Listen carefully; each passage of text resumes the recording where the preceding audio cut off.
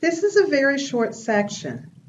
Most of the requirements we will be discussing don't directly impact you as an MAP, but it's important for you to be aware of them. If your training or validation is not provided by an approved person, you may be required to repeat your training course and/or validation. Things to be on the lookout include RNs or LPNs providing basic medication administration training or prescribed enteral formula administration training must have APD approval before teaching the class. Trainers must be licensed or authorized to practice in the state of Florida. Trainers may only teach courses they have been approved to train. Trainers must use the standard curricula provided by APD or be an approved web-based curriculum. Again, any nurse that is teaching either the Basic Medication Administration Training course or the Prescribed Enteral Formula Administration Training course must be licensed to practice in the state of Florida and be approved to teach the course by APD. Remember, a trainer may only teach the course for which they are approved and must use the standard curriculum provided by APD. MedEd America's web-based course falls into the category of training curricula previously approved prior to July 1st, 2018, and is an exception. An approved trainer will have a certificate that includes their trainer number that is issued by APD. This number must be on your certificate of completion and the validation certificate that will be used to document your successful completion of the skills validation portion.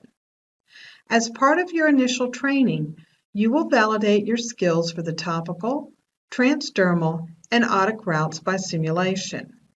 You must, however, pass both the content portion and the MAR portion of the final exam to receive your partially completed Basic Medication Administration Validation Certificate. This is a certificate you will give the validation trainer when you complete your primary route and any non-primary routes on site with an actual client. Since you are taking this course online, I will issue a Basic Medication Administration Validation Certificate with the information about the course and my trainer number filled out. You will also receive a letter to the validation trainer with a request and instructions to perform the initial validation for topical, transdermal, and otic either by simulation or using a client's actual medication, if applicable, when you do your first validation after completing the course. I will point out that Ellie is on this page, so write this down. If you will be giving formula through a gastric tube, you must take the Prescribed Enteral Formula Administration Training course and be validated. This course will not be available online. Later in the course, I will teach you how to give medication by the enteral route. Like all the other routes, you must be validated before administering or supervising medication through a gastric tube. The Basic Medication Administration Training and enteral route validations are for medications only. You must have both training certificates and validations to give feeding and medicine by the enteral route.